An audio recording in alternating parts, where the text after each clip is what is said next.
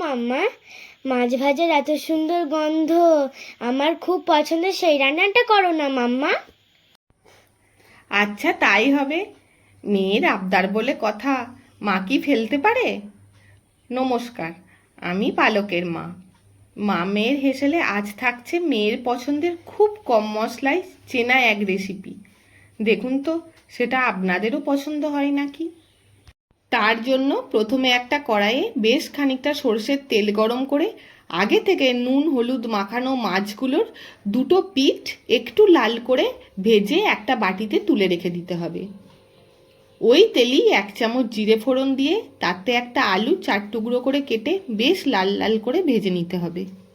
একটা মিক্সিং জারে একটা টমেটো, 1 টুকরো আদা, 1 চামচ ধনে, 4টে কাঁচা লঙ্কা আর 1 চামচ গোটা জিরে দিয়ে আগেই একটা মশলা পেস্ট করে রেখে দেব। পেস্ট করে রাখা মশলাটা কড়াইয়ে দিয়ে তাতে 1 চামচ কাশ্মীরি লঙ্কার গুঁড়ো দেব রঙের জন্য, আর 1 চামচ হলুদ গুঁড়ো, পরিমাণ মতো নুন, টেস্টের ব্যালেন্সের জন্য অল্প চিনি দিয়ে ভালো করে কষিয়ে এরকম তেল ছেড়ে এলে এবার মিক্সি ধোয়া জলটুকুই শুধু দিয়ে দেব, দিয়ে ঢাকা দিয়ে দেব আলু সেদ্ধ হবার জন্য। কিছুক্ষণ পর ঢাকনা খুলে মাছগুলো দিয়ে ঢাকা দিয়ে দিতে হবে।